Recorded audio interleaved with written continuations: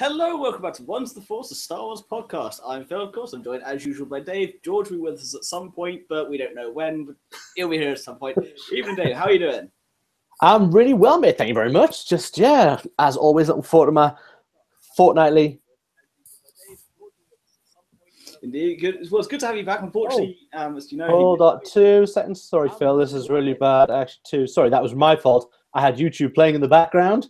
So when I started this, all I got was literally the episode playing in the background again. Well done. Freaks us out a little bit. Ourselves whilst we're doing it. That's very meta. But anyway, yes, it was good to have you back. Missing the our Battlefront 2 review, of course. But unfortunately, that's some fan analysis. But it's good to have you back now, and it's good that I'm not on my own doing this, or else this would be the Phil show, and no one wants to see that. I mean, the Dave show was bad enough, but the Phil show. Yeah, it was. It was. Yeah. I love the Dave show. No. Of course, you love the Dave show. No, it's always generally just about me. That's fine. Yeah, this is very true. But yes, so we're trying to keep this. We're going to talk about the news. We're going to talk about a lot of things. Before we get started, though, the one thing we won't be talking about is the TV spots. Now, there has been 11 released, and we'll get into that later. Yeah, 6 to 8 months for the first trailer, another 3 to 4 months for the second trailer, and then here are 11 TV spots. It makes no sense, and although a lot of them just recycle the footage, there's new bits in each one. I guess the point where they do overdo it, and it's really kind of not what we want to see. So, although they've been released, we won't be talking about them this evening. However, we do have plenty of news to crack on with, and we might as well start at the top with The Last Jedi tracking for a 200+ million US opening weekend, we should say, around $200 million US. Force Awakens was 248 million. So George put on nothing here. He reckons it's about 220 million. I reckon, I do reckon about the 200 to 25. I reckon it's going to be slightly less than The Force Awakens, just because of this, of what we discussed in the previous episode with Disney tightening the purse strings and making cinemas pay out more and that kind of debacle. I reckon it could lead to a lesser opening weekend, but it won't affect it much. Yeah, I think around 225. I think 220 is probably a great thing. Now, the only thing with obviously the tracking that you get, there was some really great tracking coming in for Justice League. If you once see the news, that tracking didn't quite go to plan. I think they tracked that at about 106 million, and it came out as Star Wars 90. I think 93 after all said and done, so it came in way below. No more Justice League films. No. But but this I don't think will have any sort of an issue. I think the build up this film is getting greater and greater as we build up. We are. We'll be contributing a large amount to their cause. Maybe not 220 million. I'm not quite there yet. No. Close. But yeah, we're saying we've only got this show. We've got another show which will be live. We've got a few things planned for the actual for the weekend of it coming out. But yeah, I think the tracking is probably about right. You're right. I don't think it'll reach Force Awakens levels. There was such big hype to new Star Wars being back. But then I think of how much hype there is for this film, and maybe there is just a chance it might push close to it. It's still going to be the biggest thing to come out this year. I think domestic box office wise, I don't think it'll break the 300 million mark. I think globally, you're talking about 500 million. I reckon it could beat out Force Awakens for total gross by the end of its run. I mean, Force Awakens, grossed 2 billion by the time it's all said and done? By all said and done, it was around that mark. It was just it cruised through 1 billion really quickly. It did. I reckon by the end of I reckon by the end of a calendar week, I reckon it'll be at the billion mark, no problem. It's going to be massive. It will be the biggest film this year without any doubt in my mind at all. I confidently say this will be the biggest film in cinema this year. Yeah, and maybe they could actually win an Oscar next year. Maybe. I just feel, I think they are trying especially hard. I think the role that Mark Hamill's been given this, I know he's been talked up so much by Rian Johnson as well throughout this movie. And I think they might try and throw something out at Mark Hamill. Well, if Mark Hamill got an Oscar, that would be amazing. It would be, it'd be a great day for us to celebrate. But I just think it's very difficult. The only thing that you kind of come close, you think, well, okay, Return of the King got given an Oscar. Yeah. But I think that was more of a, you made a film that's 4.5 days long. Well done. Here's an Oscar for it. Yeah. But I'd love to see it getting some recognition again. They could, and I mean this with all due respect to Carrie Fisher, but they could give her a posthumous award. Yeah, if she's oh God, we haven't seen her role. We don't know how big it is. No, that's been bigged up a lot. Apparently, her role in this was Oscar worthy. So I just think it would be nice to finally get some recognition again for Star Wars. Back like the original one got so many Oscar nods, and it was a sci-fi film. I still reckon Michael Giacchino should have got his Oscar for the Rogue One soundtrack, because that Rogue One soundtrack's phenomenal. The Rogue One soundtrack done in, what was it? Came out 2-3 weeks, and it was done, and just for that alone, it's incredibly worthy of it. Incredible soundtrack. But yeah, we're yet to see the Force Awakens. The Last Jedi. So Last Jedi is appropriately called on this channel. I think our video will be Lasties review. That will be just that will be our title. But yes, but continuing our theme on talking about The Last Jedi, you can't tell we're hyped for it. The running time has been confirmed at 150 minutes, 2.5 hours, which is the longest Star Wars film full time. And my God, does that mean sound is going to be epic? It's crazy that it doesn't. When it said it at first, I tuned out. Oh, that must be, and it is the longest by a stretch. But it's what's going to be stronger. We're all three of us are going to the double bill, so we'll have sat through Force Awakens, had a training bill, and then straight into this movie. So it's going to be a butt number, but the best kind of butt number, I think. Yeah. I can't. You know what? It just, the closer we're getting now, it's crazy that we're 2 shows from it. We're 21 and a bit days, 21 days and a few hours away from hitting it, and that is nuts. From how long we've been talking about it. Yeah. It's here, and Star Wars is, you're right, there's TV spots everywhere and stuff's out there, and it's trying now to avoid more than enjoy and take in what's there. I can't wait to go back and revisit. Been discussing in our private chat quite a lot about going how many they've released and how many we're trying to avoid. I can't wait to revisit all when I've seen the film. I'm quite happy going to go back to everything I've missed. Yeah. And I will catch up, but it's... I'm going to play my favourite game afterwards. Now, I played this game after Episode 7. I couldn't play it after Rogue One, of course, but after Episode 7, I went back and looked through all the leaked film crawls, like the starting opening crawl. I can't wait to go back through them and see how badly they got it wrong.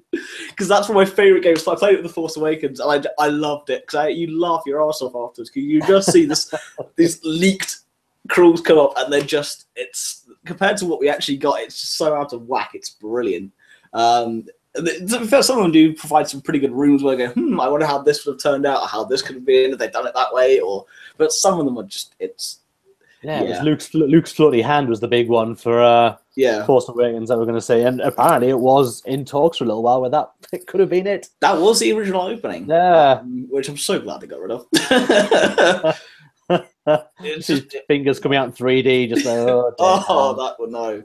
In fact, like the opening shot of Episode 4, but instead of a Star Destroyer coming overhead, Luke's hand. No, that's actually genius, and now that's what I want to see. I'm not even lightsabers coming over your head, Oh dear. So yes, it's going to be great. I mean, obviously, I don't know the longest one before this is it Revenge? I think it's Revenge at 2 minutes 9. 2 hours 9 minutes. 2 minutes then. Something interesting. But ending done. Credits. Yeah. A lot of time in a galaxy far, far away, made by George Lucas. Yeah, pretty much. Yeah, exactly. Those memes that you see. Yeah, that's pretty much what it could have been.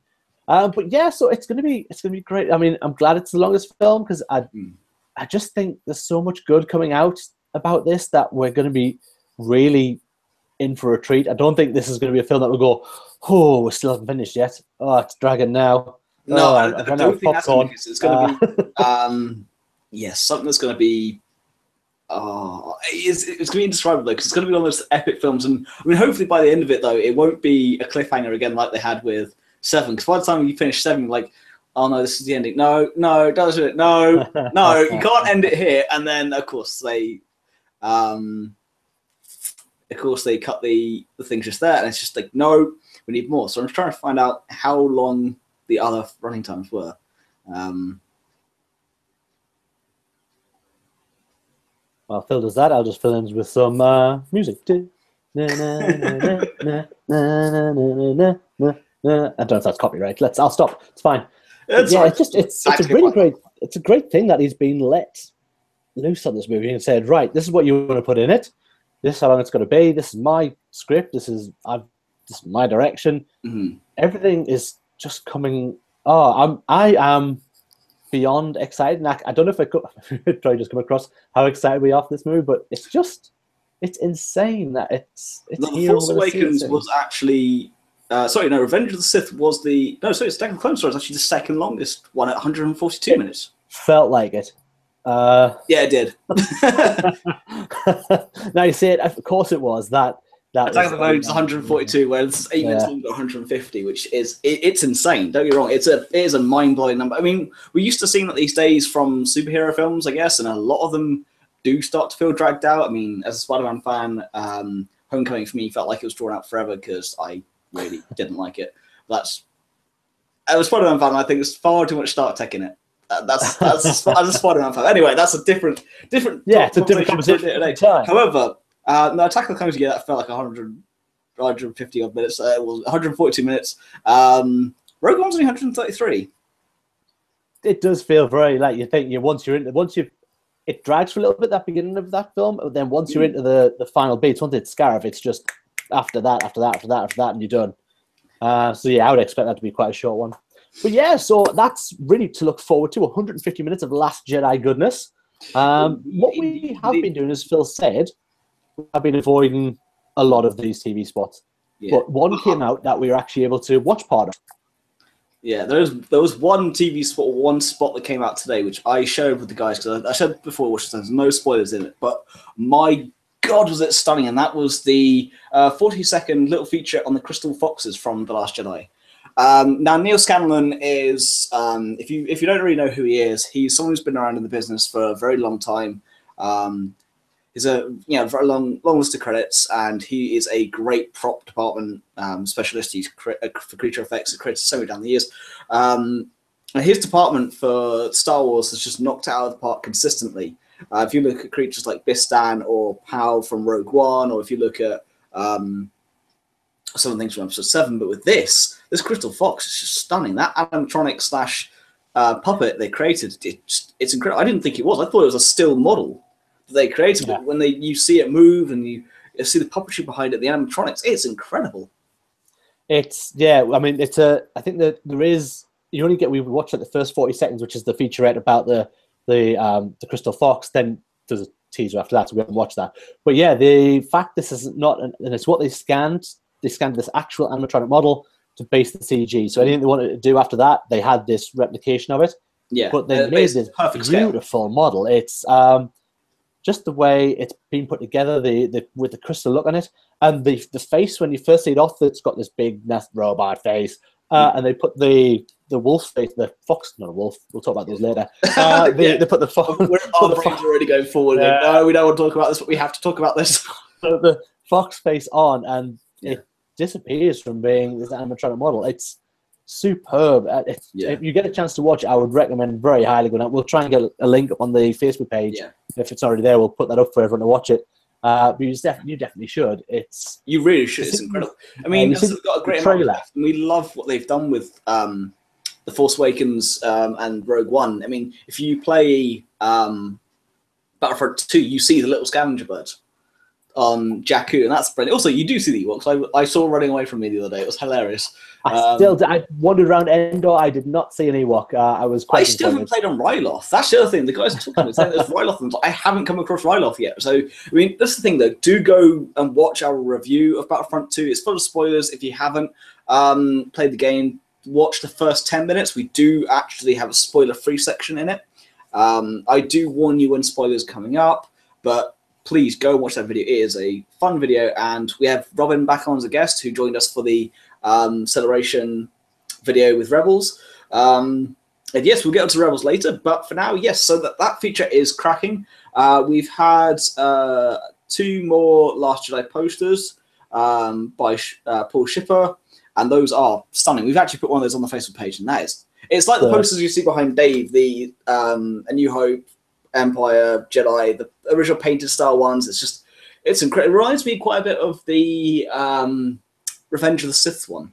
Do you know what I mean? That kind of the way they've put it's composed it all. But I just think, I mean, the one by Paul Shipper, which if the name rings a bell to anybody watching or listening, he did the art with the key artwork for Star Wars Celebration Orlando. He did that amazing poster for that and all the artwork for the passes. We've created stuff on here before. We've had a look at his pictures before. And Phil has got the T-shirt with that print on it as well. I have. That's my version. Yeah, I love that shirt. I absolutely. And so I mean, to see this thing that he's done for AMC Theaters as their exclusive poster, it's honestly a thing of absolute beauty. The IMAX one is cool, but nowhere near as cool as the Paul Shipper one. Yeah, to be honest, that's my favorite poster I've seen for the movie to date. That's the one I would want more as a poster. Which I'm trying to secure, as I have a good friend who works in the cinema, so I'm still trying to secure some things that I might be able to share with guys. I want one. It's so beautiful. I'm trying. I also get through. George has missed out on this section, so he won't know about it until it's far too late. That's fine. It's okay. George will never know. No, not the way he wants some sneaky presents back from Skellig or anything. No. Yeah. No, don't know what you're talking about. No, I don't know what you're talking about either on that one. Moving swiftly on with the hyper reality experience coming to London from ILM. Now, ILM, again, they've been knocking it out of the park of late. And this is just another feather to their cap. They've been doing it. If you went to Star Wars Celebration last year, I don't know, Dave, if you went to the ILM experience. I didn't because the queue was just horrific for it. I tried, but yeah, you're right. I couldn't get in when I tried to get in. It was just crazy busy all the way through the weekend. So but I did watch the video for this that you're talking about, and it looks like a mix between people who've played like Laser Quest or Quasar Laser, as it was called up here in the north. I don't know what you people in the south call it, but Laser Quest. We had Quasar Laser because Quasar Laser. It sounds perfect on our term. Yeah, that sounds very Geordie. I have to give you that one. So yeah, that's how it came out. But and you looked like, but obviously you're putting on virtual reality headsets as well, which I'm guessing are partly AR as well because you're going to have to look around. Yeah, it's see, full of it's see full the wall. So it's audio and video. So it's all virtual reality. But you're going to be able to see the walls and things as well because you have to not run into things and hurt yourself in the first few minutes. But also you're going to see yourself, and what it looks like from the video is when you put on that helmet and you put on your goggles. Yep. You are in a stormtrooper outfit. Yes, you are. And so is everybody else in your team. And but you can see that's the difference. Yeah. You can shoot and it might hit on target, probably not. No. You have to aim off to the side very slightly to get it on target. Yeah. But if that plays anything like that video shows you now, obviously you're going to lose a little bit. It's never going to be as this good perfect representation. No. If it's even close, that's going to be unreal. Yeah, I kind of want to have a go at that. It's just, if that's where the technology is going now, where we're going to put on suits, a headset, and get given a pretend gun and pretend to run around the Death Star, and we can see the Death Star, but it's all set up and it's nice cushiony walls so you can hurt yourself. That mind blown. Just what age do we live in now where that is almost an ultimate reality, that we could do that? Just as a kid, I wanted to do that. In the ears and you're well away. Just the Cantina band playing the Darth Vader theme. Yeah, mate. Honestly, my mind is. If it's going to be like that, I'm there. I don't care how I have to get there or how much it costs. I'm going to play. Yeah, no, we're pretty much sold on that. We will do that at some point.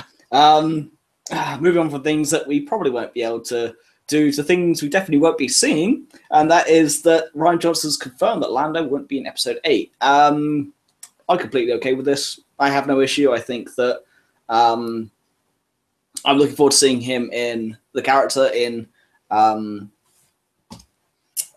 Solo, but in Episode 8 without Han, it kind of doesn't make a huge amount of sense. If he'd been put in, it would have been very much just a fan service thing. Oh, look, there's Billy D. Could be Billy D, because he's very much just Billy D these days. But the other thing is, like, Billy D does voice Lando in Battlefront 2, so if you do want a new bit of Billy D, you do get him in that. So that is cool that he's still voicing the character. He did it on Rebels as well, which is great. But yeah, I just think throwing him in there for just the fact of getting him in there, if he serves no purpose that story, there is no point being there. And Rian Johnson would only have put him in if there was a purpose to him. I mean, it's Ryan's script. He knew exactly what he wanted, and if Lando was meant to be in that story, he would be. But it would have been lovely for Billy D to have another shot and another payday, I'm sure. But I think he's doing fine. He's just the coolest guy anyway in the room. He'll be doing fine. He'll probably voice on not Rebels again, but I'm sure whatever's coming next and Battlefront. He's always going to serve into Star Wars because he's kind of come back to the fray now, and he's using his voice on a lot of things again. Yeah, which is awesome. But yeah, that doesn't affect me at all. That he's not going to appear in this film. Like, if it doesn't serve a purpose, we don't need it. Exactly. It's like the literal throwaway bits, like if in like Force Awakens where you've got the training droid, and he just chucks it. That's a literal throwaway moment there. That is fan service, but that's so little, it's nothing. When you have a character come back, just have Lando standing in the background, just not doing anything, probably chatting to some girls, like, "Hey, Lando." Yeah, that'd be Lando. Hello, what have? Yeah, Bray turn up. Hello, what have we here? But yeah, so he's not there. You're right. I'm more looking forward to seeing Donald Glover's interpretation of the character when we get see Solo. Yeah, in May. Yes, March? in May. May. My word, Star Wars it's just thick and fast, guys. It's 6 very good time to be a Star Wars fan. That's the thing. We've got Solo in 6 months. Yeah, and Jedi is 3 weeks away. it's literally Lasties. Solo. Gap a year and a half. Yeah, that's going to be a tough time. You may find some of these episodes are full of filler, but that's fine. Rebel does it. We can do it. However, we can do better at filler than Dave Filoni. We guarantee you that. We love you, Mr. Filoni. Please don't. We do. Please come on as a guest. We would love that. But no, we don't. No, we will do filler, but we'll do filler in our own way, which is just probably destroying something. I know. We'll get onto that. We'll work on that when we have time to work on that. For now, we are far too busy because between then and now, we still have Rebels, and then between that, we'll have actually the announcement. Of course, we had last time for the live-action shows in 2019. So you could have development news on the first Rian Johnson film and the new live-action film, as well as rumors for episode 9. So we'll have filler, but we can do that when it comes to it. Yeah. For now, next bit of news is EW Instant Weekly doing a special. Now, there are 4 different covers which we have seen, but we are not going to go into the issues themselves. George has read them, but he hasn't told us anything about it. And Dave and myself aren't going to read them. Again, we're trying to stay as clean as possible for 2 reasons. 1, we are fans. We want to go into the film as clean as possible. And 2, when we give our reviews and when we do our videos here, we want to keep it as clean as possible for you guys. The biggest fear we have is ruining it for you. It's just as important for us to keep it clean as it is for you, because we want to, if you wish to go out and look at these things, they're there, that's fine, but we're trying to give you the best experience possible and our most honest thoughts possible. If we go into this with it so spoiled, you go into it with your own mindset, and when we're trying to be as honest as possible, it kind of does ruin that, and at the same time, we are massive Star Wars fans. We don't want to have what is the biggest event of the year for us ruined. And Phil says this is about you guys. That's not true. This is all about me. I don't want to say any more than I have. I'm just trying to be nice to the audience. You were doing a really good job. I'm being honest. I don't care. I don't want to say it no more until I'm in that theater and it starts playing. Don't know anything else. These 4 covers will be great. The Entertainment Weekly tend to do really, really great articles. Some of the photographs that they have are incredible. And as soon as I'm out, leave it until afterwards to read it. As soon as I'm out of the film, it's going to be a free-for-all because there's going to be so much stuff to actually catch up on. There'll be art. I propose to you an episode. We'll talk to George about this as well. See when he comes back. See what you think, and tell us what you guys would think. I would love to do an episode after The Last Jedi. Now we'll do a full-on review, but I want to do a Last Jedi one afterwards, where we take all the rumors, all of the BS that came before it, and do an episode on that and what the rumors were and what was true and what was not true. I'd like to kind of do an episode where we pick apart all the rumors, see what was true, see what wasn't true, and what we would have liked to have seen from those rumors. Definitely, absolutely. That's an excellent idea. If you guys want to see that, write it down. Yeah, put it down below. Well, we are powering through this and halfway through this, and George still hasn't arrived yet. Oh, damn it, George. George is sorting. I mean, what I will explain, just because you're right, George is not here. George is currently sorting stuff out. I guess we'll talk about if we put it in the news. We didn't have it in our list, but it is some topic. Now, actually, you see it. I'm going to talk about yes. Yeah. So they announced the premiere for The Last Jedi is going to now be moved. It's not going to be at Leicester Square like a lot of them are, Leicester Square Odeon. They're moving it to the Royal Albert Hall. They're making this a massive premiere, and it's moved. It's Tuesday the 12th, the day before we'll see it, and that's the cast and crew screening. That's how close the scrutiny and the security is on this movie. No one's seeing this till literally 24 hours before the public will first see it, which is great, because I think for The Force Awakens, it was a few days before. It was maybe 3 or 4. 3 days before, I believe. So there was that time for stuff to start coming out, and there were already that rumors. I mean, spoiler alert, Han Solo dies. I knew I'd seen as already rumored before I went in, and that had been online. It just, things get out when it's the press have seen it. We won't be going online for 24 hours before the film. Pretty much, definitely not. But yeah, so this great big premiere, and there are competitions and tickets to win. Try and go down there, and George is certainly, hopefully, going to be getting down to the premiere, where hopefully we'll get some reports from. I know he's going to try and get some things signed. I'm hoping he'll take some ones of the Force cards and try and get a few signed. And I thought it'd be a cool sort of prize if he could get anybody to sign a card, like if Ryan Johnson could sign one of those cards. If George can get that sorted, if he gets down to the premiere, then we'll offer that out as a prize to someone who watches the show. I think it'd be an awesome thing. If we can get anything signed, we'll try and get something out for you guys, which I think would be awesome. Indeed. But yeah, George at the moment is with one of his friends trying to sort out getting to London and things. Because we're hoping he's also going to do a live video for us from the premiere as well. Again, try and keep as much coverage as we can. Because at the end of the day, this show's, yes, it is for you guys, but we love doing it. So we want to do as much coverage as possible. And yes, we want to get George doing a live video for you guys so you can see it and so he can make us jealous.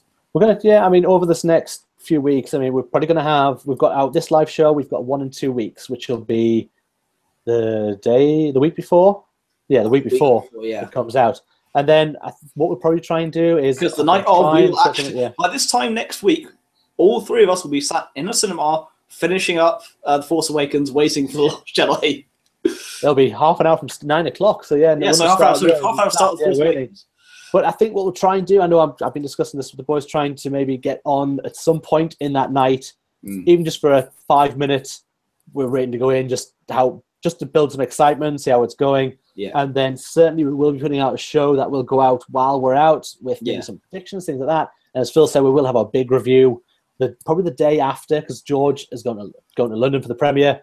Yeah. He's going down to London Leicester Square, so we want to get everyone back, because it does need the 3 of us on there to discuss.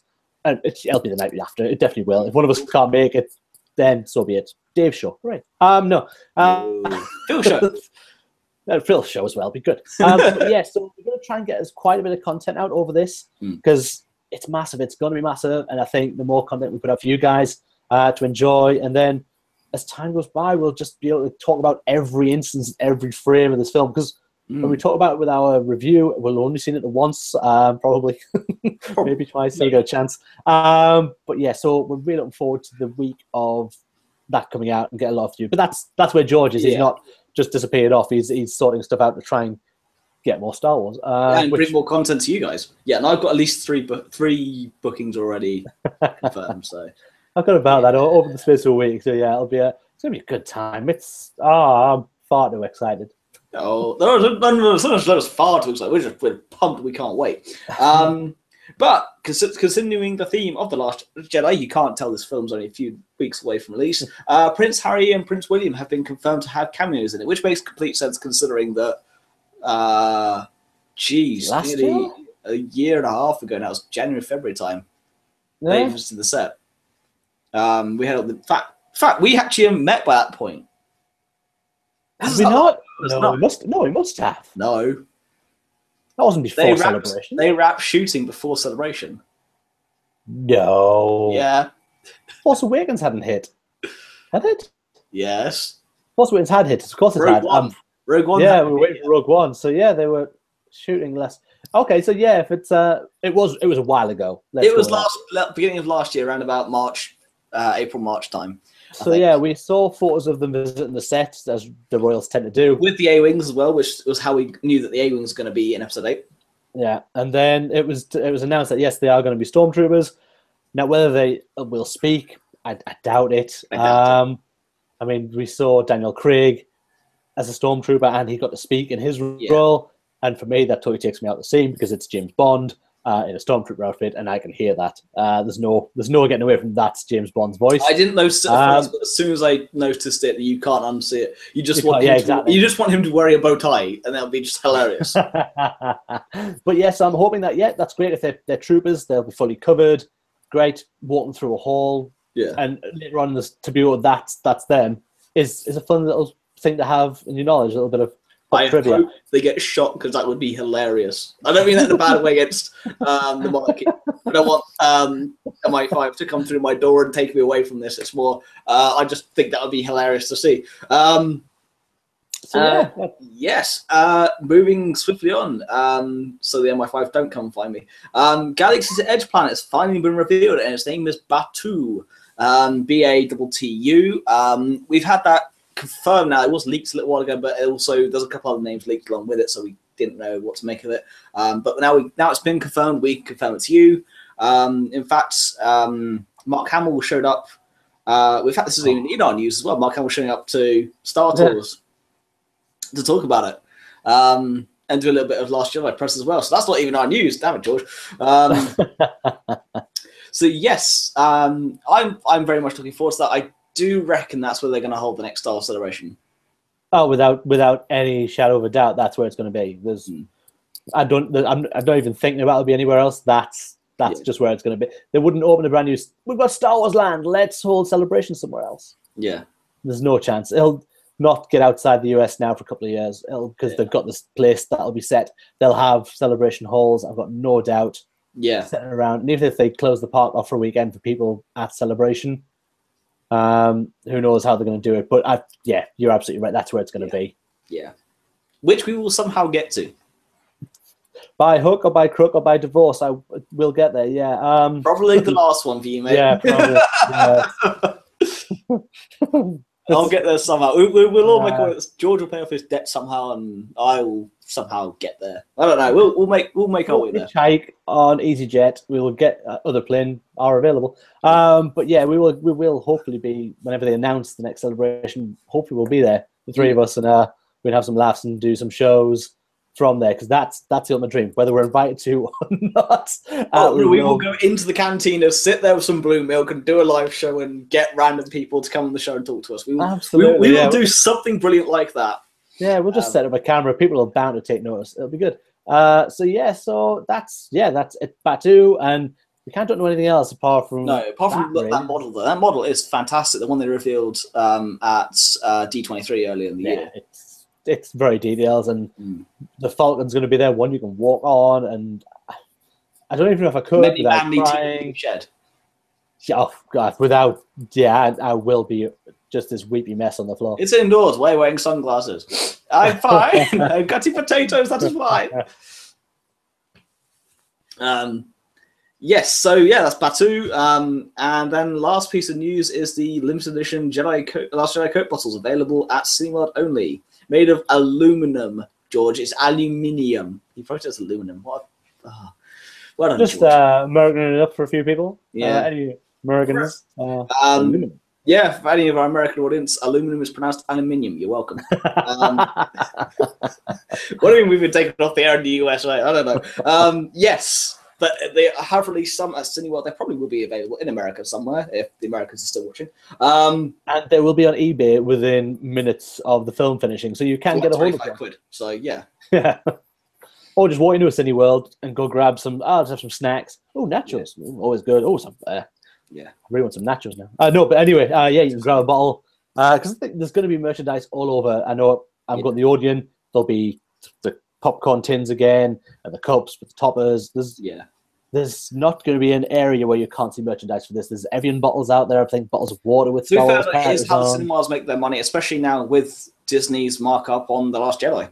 Oh, yeah, they've always made their money on what they sell inside, not the films themselves. No. But, you know, there's going to be stuff out there for people like us who just want to put stuff on shelves that eventually go, why have I got a bottle, and throw it away in a few years' time? But it's fine. It's good to have at the time.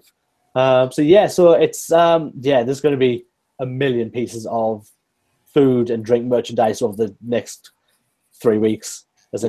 Definitely in 3 weeks' time when we're standing at the cinema going, oh my word, we're going to see it.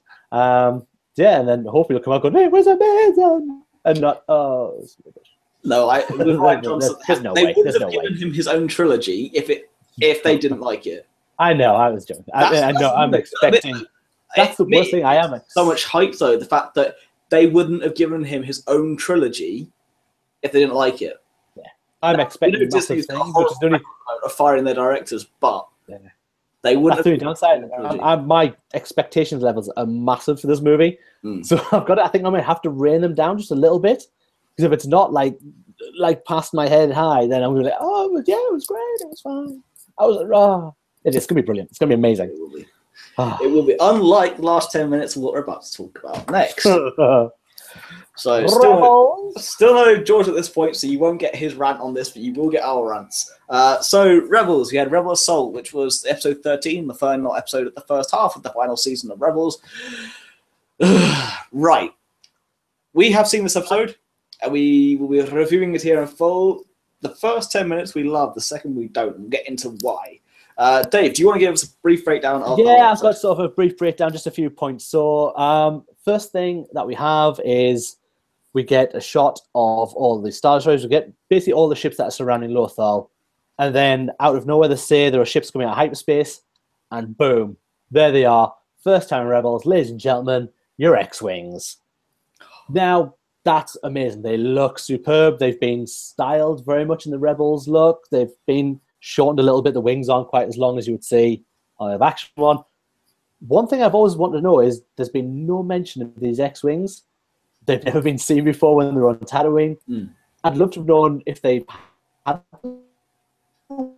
or if they just knew, because nothing, they were there. Just remembered at the back through, and then Thrawn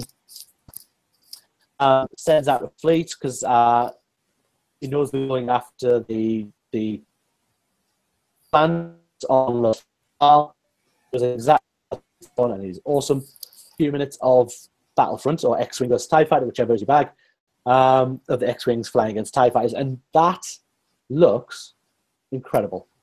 The animation, as far as the series goes, continues to beat all other animation I've seen on a television series. It is absolutely superb, and this does not let you down. The X-Wings move like you've seen X-Wings move, and that's superb. Your thoughts on seeing the X-Wings the first time, Phil?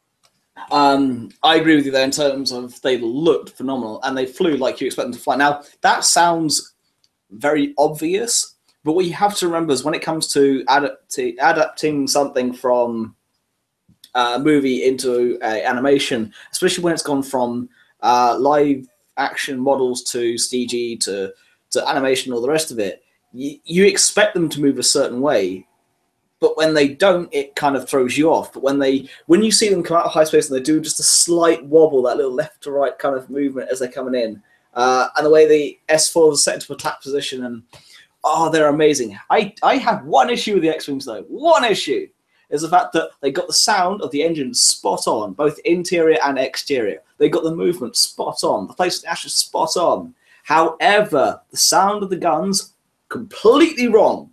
They were using the ones from the Ghost, and it doesn't sound anything like an X-Wing, which annoys me because they have the X-Wings in Battlefront 2. They had them in the first Battlefront as well. They're in Star Wars. They have the sound library. Why did someone get lazy and use the wrong sound? It's like, it annoys me for episode 7 with Luke's lightsaber as well, which they fixed for the trailer for Last Jedi, which I mentioned in one of our previous shows. If you go back through our back catalogue, you can find that. However, no, they use the wrong sound, and it annoys me because it took me out of it, because that's not what I expect X-Wings to sound like. Yeah, I know what you mean. It's they've got all the tools to play with. Why not use all the correct ones? Yeah. But yeah, so having the X-Wings back is awesome. It, again, gets you closer and closer to A New Hope, which is always awesome. I think they were on Yavin when we I don't think we've seen them first before. series. That's we've never seen them. This is the first sighting, I'm sure, in Rebels, and they've just appeared from nowhere. No, I would love to mention just that's all, just like how they've got them, where they came from. Don't forget that Hera's unit stole the Y-wings to generate Honor's unit, so it's probably another Rebel cell that's come into it. I mean, we've seen Mon Mothma and things. We haven't seen all the generals yet. We haven't seen Radish yet. Maybe he's with him. There's so much. Actually, where the hell is Radish? He should turn up before the end, I'm sure. I'm hoping so. So yeah, we go from the X-Wings, we go down onto the surface of Lothal, where we've got Sabine. Sorry, before you go into that, the fight with Thrawn and everything else was just incredible. That whole scene was just it's the start of it. The whole TIE Defender as well. That was just when he was like, blow him up, but you will probably hit him. I don't care, kill him. that whole bit there is just that's Thrawn being Thrawn. He goes, I've told him to get out the way. He's not getting out the way. Therefore, he will suffer the consequences. It's Thrawn being Thrawn and being hands. Yeah. But yes, we go to Lothal, and it is Zeb, Sabine, and Ezra, and they're blowing up towers. The towers are very reminiscent of the ones you see on the surface of the Death Star. The turbines turrets, yes. Yeah, that are protecting the bomber plant. So yeah, they do that. They set the explosives. To be honest, there's not much else to that. We jump. To be fair, I do love the line of like, "Are you sure this is going to be enough explosives?" And Sabine basically gets I'm Mandalorian. I do this. Yeah, for fun. I know exactly what I'm doing. Yeah. So I mean, they destroy the towers. We have a bit more of the space battle going on. It very much is when we flash up to after the space battles. They are great, but it very much is just there's a lot of that. And as I say, Phil said that's when it comes to Thrawn sacrificing the TIE Defender because he's playing into Hera's plan. Hera knows exactly what she's doing, and I love that how much admiration that Thrawn has for Hera as a pilot. He absolutely is just watching her, and he knows what she's trying to do. And he's really impressed by her. We forgot to mention one bit. By this point, she has actually been identified as General Syndulla. So I missed that. Wait, how did you miss that? It was one of the big things of the episode. Yeah, I literally missed that. Yeah, at that particular point, she's referred to as General Syndulla, which is set right after, of course, the last episode, where she basically storms into the war room and goes, what the hell do you think you're doing? We have this big problem here. I have a crew on the ground that can help, and we need to go and get it, or else, if that TIE Defender gets mass-produced, we are screwed. Yeah. And because of that, she gets promoted to General. And that's how, in Rogue One, she's called General Syndulla to the war room. That's why. That we now know how and why she gets promoted. But yes, I'd missed that. Go back and rewatch it. You'll see it. I will watch it again now, but that's fine. But yeah, so Thrawn sacrifices the TIE Defender, and then we'll shoot Battle Lothal, and you see all the guys, Sabine and Zeb, waiting for the fleet to arrive through, and they do see the fleet arriving through. However, all that fleet are on fire, and crashing towards the surface. Someone goes, all right, let the second wave, and then you just see through the cloud a horrific amount of TIE fighters. And that's it. It's a very you don't see what goes on, but when you see these guys crashing down to the surface, you see 5 X-wings and 5 Y-wings or something like that, just completely burning, crashing. It's a beautiful shot, mind. It's a beautiful shot of Lothal and the flames coming off. It's absolutely amazing. So yeah, it's that, and then we kind of get that's really. I mean, it sounds like a really quick review, but that's the first 10 minutes. Yeah, once they get the service Lothal, it all loses its way a little bit. It doesn't lose its way. It knows where it's going, but it's not quite where we hoped it would go. No. Thrawn sends out Rook to go and pilot more towards and so like and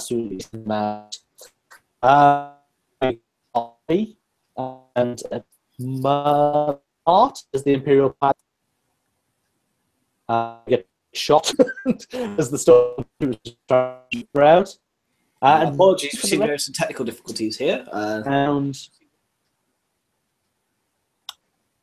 I'm running smoothly. Have we lost me? Or we have lost you briefly, and now you're back. So yeah, I'm back. Huzzah! Thank you very much. It was having a break. So yeah, that's the second half is Hera kind of trying to find a way to hide, and that's kind of what she does. She runs around. As I say, they try and escape, but they find the place is covered that they need to get through. The only place, for some reason, that they can get out is covered by a walker. And then they have to use this distraction method to get that walker to move. and so instill some fun and shooting. And the episode ends with them escaping. Well, Chopper escapes and Mart escapes, and then Hera gets captured. In the midst of that, we do have some more Lothwolf goodness. I say Lothwolf goodness, it's kind of the thing that makes you go, they're not doing enough for me at all.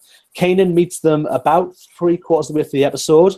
He's on his bike, and it literally knocks him off his bike to the floor, and he says to them, "What I understand, what must I do?" So, but we don't understand what they're telling him, other than probably he has to sacrifice himself. Yep. And then, as I said, it's a really quick review because there's not much to it. Kanan then, when Mart arrives and they realize Hera's not there, Kanan gets on his bike with him and says he knows what he can do. And then we close out on the shot of the Lothwolf. And it closes in the Lothwolf's face. End of episode. Yeah, I mean, the whole that's a brief roundup, but the whole issue I have surrounding that episode is that at the end of the episode you have Hera being taken, and for those anyone who's seen Rogue One or seen Forces of Destiny knows that Hera lives beyond Rebels. I mean, spoiler alert if you haven't, but it's out there in the medium in terms of in Rogue One and in Force of Destiny. You see her on Endor in Force of Destiny, so you know she lives far beyond Rebels, which annoys me. And that whole point is, look, she's in desperate trouble. Kanan's going back, but they don't kill him. They don't kill anyone. There's no big kind of the cliffhanger. Of course, is supposed to be she's captured in peril, but we know that she's going to live. So where's the danger? Yeah, it's very much that. I mean, the thing I think that the Lothwolf is trying to tell Kanan is that he has to sacrifice himself. Yeah. In order to save the dream. Sorry. He'll sacrifice himself to save Hera. Ezra will sacrifice himself to save Kanan, and the rest of the crew will try and sacrifice themselves to save everyone, and then everyone will die except Hera and Chopper, and that'll be the end of it. That's how that's it. That's the next episode done. Thanks very much. Season credits. Yeah, but yeah, it's just if that's not how this goes down, I'll be disappointed. Yeah, the season itself, and this is our mid-season to our final season, and that I expected so much more. We both said at the same time before we went on, it's so lackluster. Yeah, it really is. It's just they screwed the pooch by not killing off Sabine's mum and brother in the first episode. They've not killed off any major characters that we know really by this point should be dead or should be on the way out somehow. Yes, it's a kid's show at the end of the day, but there's still characters that need to go to make the rest of the canon make sense.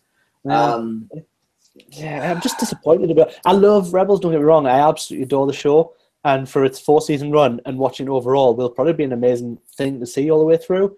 But I'm just really underwhelmed by this. I reckon when you watch, so excited for. Yeah, when you watch the 4th season as a whole, I reckon it'll be brilliant. When you watch it as just this first half, it's so lackluster and so it's a big build up, but a big build up to nothing at the moment.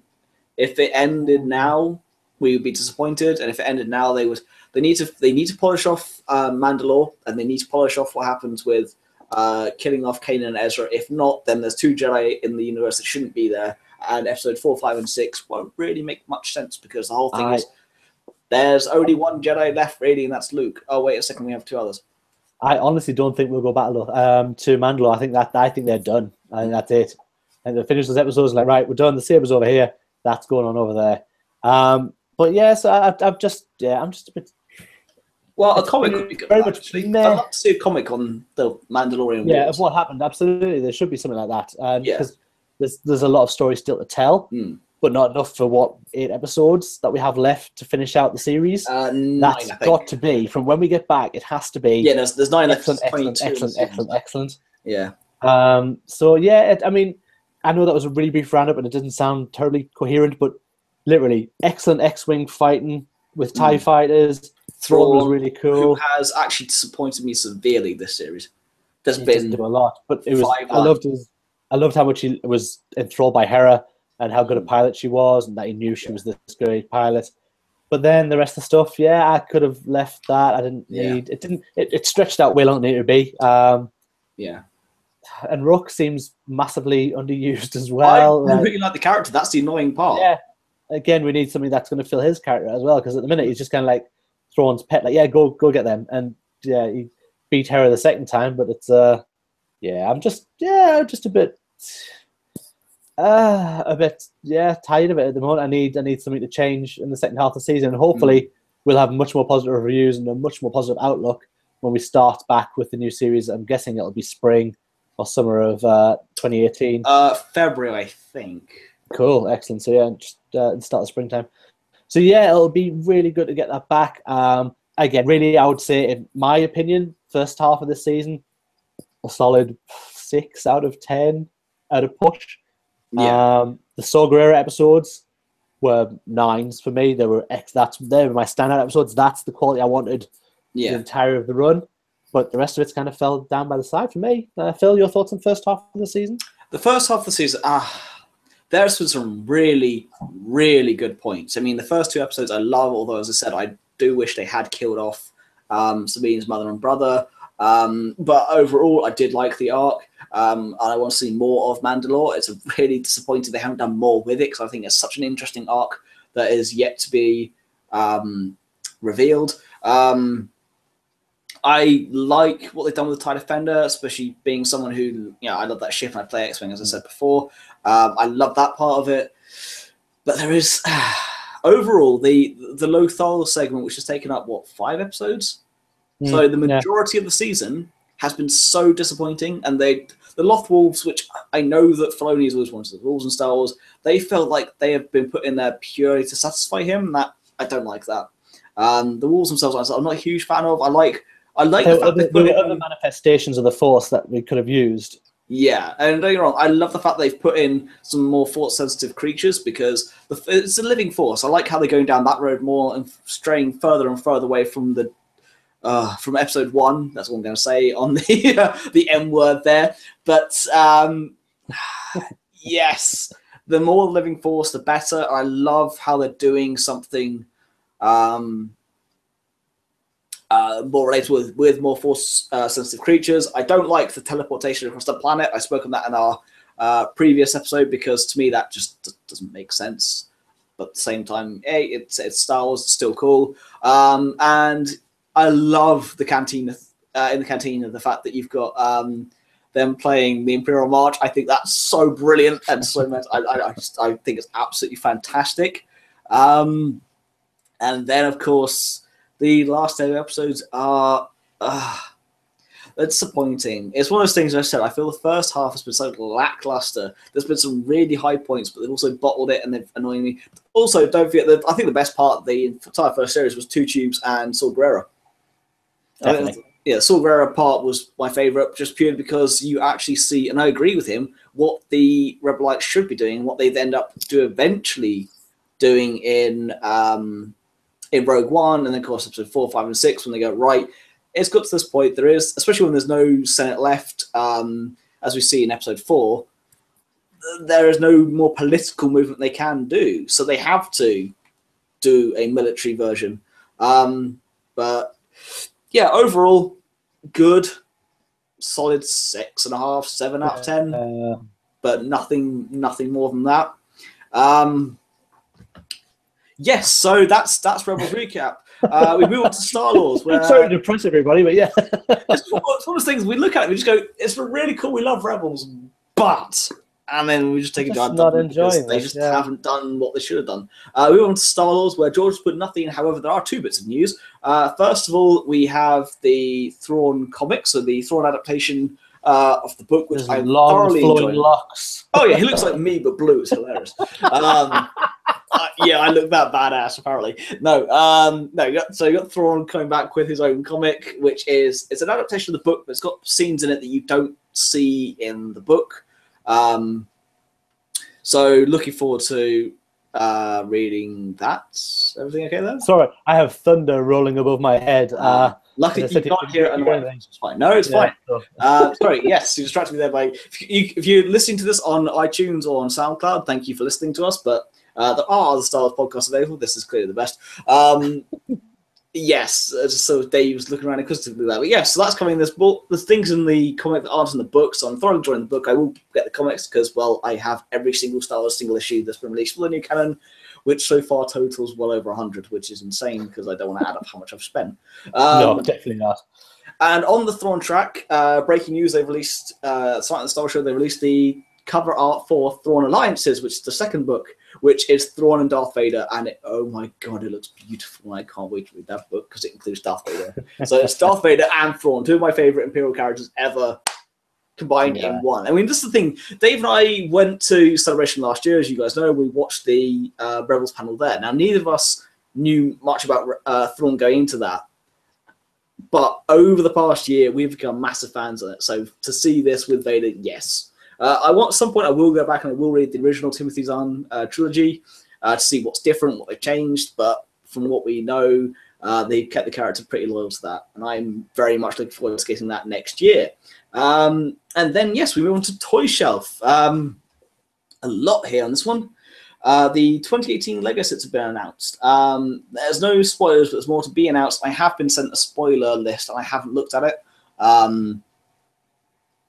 Just because I don't want to spoil anything. But, yes, so what have we got so far? Dave, have you had a look into... yeah, there's a Luke and Rey training, where you get a Lego Porg, a Luke, a Leia, some blue crystals, which I don't know if it's... I'm guessing, I don't know, that could be anything, but blue crystals in the box. You get a speeder, a lion speeder. So again, nothing on there. Just a lion's dude with big, lovely crop of hair on his head. Lego hair, but a coif all the same. On there as well. But yeah, there's nothing really nothing that's come out that's a major spoil. It's a quiff, not a quaff. A quaff is how you little drink. sets. Ren, TIE Silencer's a microfighter. That's coming. So yeah, there's just little things that after the 13th to 14th of December, we're going to get hit with all sorts. So there's a lot of toy stuff coming. But yeah, these are just the first few sets, and they can show that there's nothing on there that's going to spoil anything for anybody. These are just things you've seen in the trailer, really. Yeah. So yes, I haven't looked into it yet, but thank you for looking at that. Then secondly, we have Hot Toys announcing the life-size melted Darth Vader helmet, which is no price on it yet, but we want it so badly. I really want it. I have a Darth Vader helmet already. Yeah. Not an official one, but it's a fiberglass full size. It's beautiful. I really, really want one to be on there. I just have to have that. I need it to sit there. It looks, from the moment I saw it in the trailer, I've wanted that helmet. I've got the little version that we got in the Celebration exclusive Kylo Ren, a full size of that. Mind blown. The pictures look great. I think it's tomorrow when it's getting its full launch. Yeah. We'll get the price and things, and a full look at it, and maybe a look around it. But just that would be a prize among the collection. It will be indeed, and we will want it. The Praetorian Guards have been announced for pre-order from Sideshow at $205 each. I want everything from Sideshow. They do some incredible stuff. And you still haven't done your R2 review, damn it. And you actually haven't reviewed what I picked up for you the other day either yet. Well, I have already started shooting those, but the Wiz review is coming to, if anyone does know, I do a channel called Life of Brien where I do some reviews. There are some toy reviews coming up, which I'm trying to get around to. I honestly, I'm going to do the Sideshow R2. It is an amazing piece that Phil just in my arm. Didn't take a lot of twisting, but twisted all the same. So I purchased, but yeah, the Hot Toys things are probably the dream of where the collection would eventually move to. Yeah. But the Praetorian Guards, I need to see them in them before. At the minute, I'm still in the mask. Whether they are like red or no, but I'm not particularly fussed about at the moment. I do like. Are you there, Phil? I am. I think we've had technical problems. I think you keep dropping in and out. But yes, I think I do apologize. If I do cut out, it is absolutely lashing it down here. Yeah. So whether that affects my Wi-Fi coverage from the house to the garage, I do apologize if I cut out. The rain is bouncing. Either way, no, I get what you said there. The Hot Toy stuff is incredible. It is centerpiece. And it's annoyed me actually when I picked up the Thrawn from Con. I was like, I just picked this up for a great price. And then George stomped on me going, "So I just put a deposit down on the Hot Toys Luke." I'm like, well, you just, thanks. But yeah, I mean, as I say, as much as I don't care for the Praetorian Guards, What's next on our list, I do like. Yes. And that is a Novos Inferno Squad helmet, which is the TIE fighter helmet with the Inferno Squad logo, the red lenses, and that's so pretty.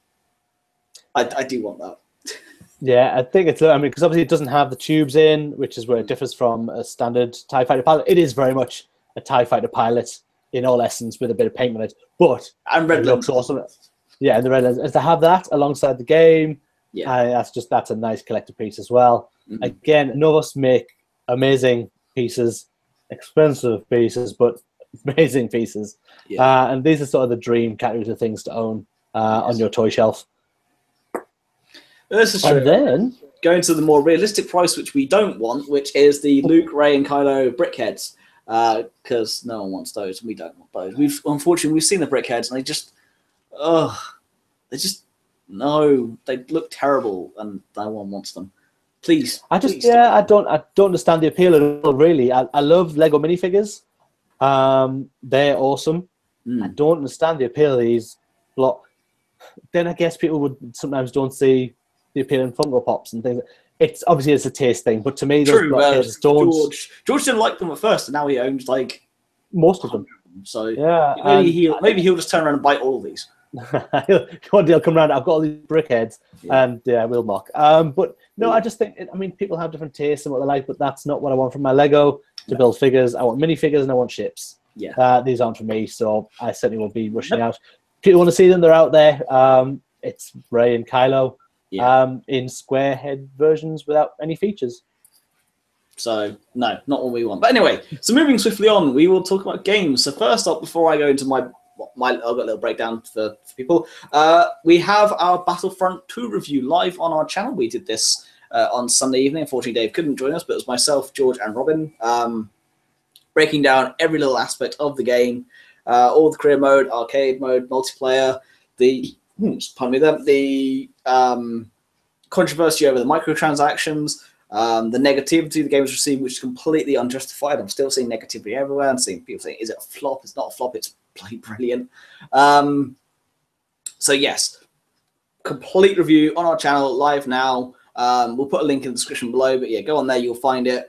It's on iTunes and SoundCloud as well. Download it, listen to it. If you played the game, play it whilst listening to it. You can hear our points of view. Just leave us a Facebook message or something. Just let us know your thoughts, because we absolutely love that game. So our full review is up. Now, I've also got another announcement, is the fact that, as you guys are well aware, I played the Star Wars X-Wing miniatures game, but on top of that, I played Star Wars Destiny, and I played a few other things. I'm trying all the systems I can, and I try and keep on top of all the news for that.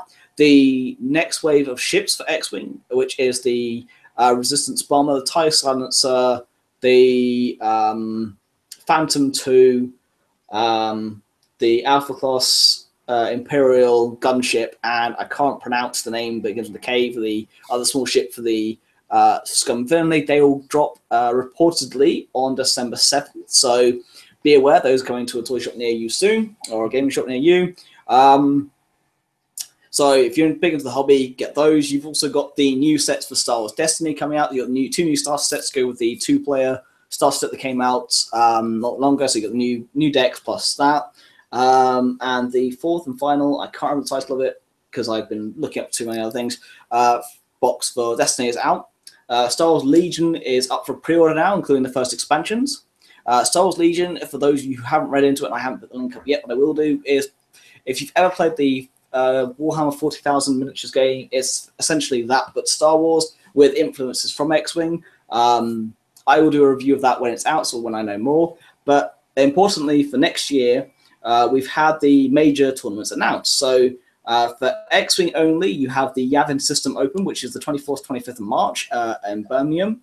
And then for the Star Wars Living Card game, the Star Wars Destiny game, Armada, and X-Wing, you have the European Championships on the 1st to the 3rd of June, and the National Championships from the 24th to the 26th of August 2018. So the dates for those have been released. Tickets for those will be released soon. Yavin, so that's the X-Wing only event. Tickets for that are going on sale on Friday. I will be going on to that. I will be doing reviews like I have done throughout this year. It's something that means a lot to me, but I will be reviewing Legion when that comes out, and I will be reporting on all of the tabletop systems for those of you who are interested. I mean, I know it's not everyone's cup of tea, but then again, sometimes video games aren't everyone's cup of tea, or the comics aren't everyone's cup of tea. So we do try and cover everything as much as possible on here. And I think that rounds up the game section, which just leaves us onto our canteen talk of the evening. Dave, I will let you introduce. Yes, so really, I've covered earlier how much they in the lead up to the last few. Apologies, so Last Jedi 3 weeks. I'm sure he'll be back soon. Waiting for him to reset. I'm sure. I do apologize for the weather on this one. There's nothing we can do about it. So we're not a massive conglomerate. We can't afford a big old studio to ourselves. Back. Okay, I'm going to talk, and hopefully I'll come back into this. If not, then hopefully we'll catch up with that. But yeah, there you go. Excellent, cool. So sorry about that, guys. Again, weather is interfering with my broadcast here, so we'll actually keep this continuing quick talk as short as I can because I don't know how much you're going to catch from me. So yeah, this was all about spoiler culture. And spoiler culture, I mean that by, as we talked earlier, we had 11 TV spots launched. Those TV spots have contained titles which spoil, give little things away, and then we get a lot of information coming through them that we don't need to see. Points away, gives us characters we don't need to see. I just think it's the whole thing that kind of comes out now that when we got a trailer and you kind of knew what you were going into a movie to see, and now you get so much thrown at you that you've seen the majority of set pieces and the way a lot of these films play out. And Phil, I just know what your thoughts are on the spoiler culture that we have surrounding, especially The Last Jedi. I'm not a fan. I made my point earlier. When it comes down to it, we have 11 out so far for The Last Jedi. Well, we wait 6 to 8 months for the first trailer and a further 2 or 3 months for the second one. That's the hype. That's the build-up. This is what we've got so far. This is all we've got to go on. And it doesn't give too much away. And then we go into the film, you've still got so much meat left on the bone. If you watch all these TV spots, it keeps nibbling, keeps taking bits away. And I don't like it. And the other half of spoiler culture I want to talk about actually is those who intentionally spoil it for others. I cannot stand those people. There's a lot of people, ourselves included, who wait and go and see these films and love them for what they are. And there's people who want to spoil that for those people.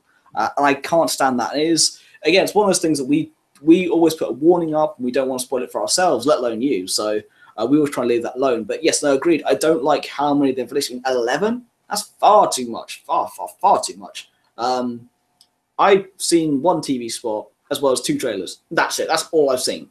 And that's all I want to see. Going into Lasties, that's all I need to see. It's all I can't wait to see the film. But I do think these days, especially for tentpole films like Star Wars and sort of bigger Marvel and DC films, they do put a bit too much out there. I know for I think it's Batman vs Superman, they basically showed you the film in the trailers. Yeah, so we don't want that for Star Wars, especially not with something as big as The Last Jedi.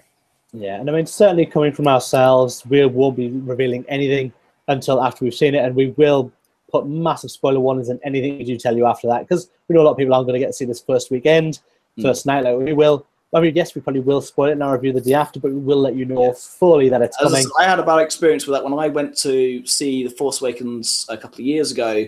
I came home and just looked up some stuff on the internet just to see some of the rumors before the film, and someone had already put about Han Solo being killed. That was within 4 hours of the film being released. I was like, you don't do that. That's what annoys me. So yeah, we won't be spoiling it for you guys. We're going to put massive spoiler warnings over everything. Yes, and I think that's about it for this evening. I don't know if there's anything else you want to add. No, just great. I mean, just so please join us in the coming weeks. We're going to have content coming up over the Last Jedi. We're going to get a few more shows out for you, a couple of specials. Like I say, probably a discussion on what we think is going to happen. That'll probably go out while we're at the cinema, so we'll schedule that. And then our reviews will be coming out. And really, we're here for you guys, and our Facebook page is there, our Twitter's there. Please get in touch with us, leave comments on the videos, subscribe, like, enjoy, share with your friends. we like talking to you every Tuesday. And to be honest, if there's no one listening and no one watching these videos at all, Wednesdays, Tuesday I do something different. Wednesdays. So yeah, we just like being here. I mean, see, if there was no one even viewing these videos, it doesn't matter. We'd still be here talking Star Wars with each other. Yeah, it's just what we enjoy doing. It's how we became friends. Great. We ended up going to Star Wars Celebration, talking Star Wars for days on end, and didn't get bored.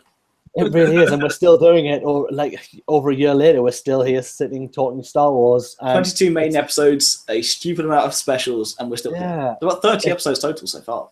It's one of my favorite times of every fortnight that comes up. I love doing this, and it's and yes, it's for you guys to watch. And if you get some enjoyment out of this and learn something, that's amazing. Indeed. And you take up some facts, you look into something new because we mentioned something awesome.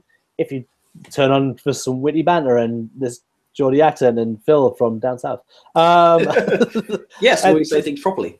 We're all, absolutely. I don't know what he's talking about. But we are just here and we're here for you guys. And if you're watching, thank you so much for watching. Thank you so much for coming on board. It does mean the world to us that there are people watching there and are involved with the channel, and we'd love you to be more involved. So yeah, really just a big thank you from me for after this over a year of being out there and people who are still listening and to us talk Star Wars rubbish. I love it. Thank you so much. So yeah, don't forget to like, share, and subscribe. We shall see you all in 2 weeks' time, and then we shall see you all for The Last Jedi. So until then, good night. We were ones of the Force. May the Force be with you. Right.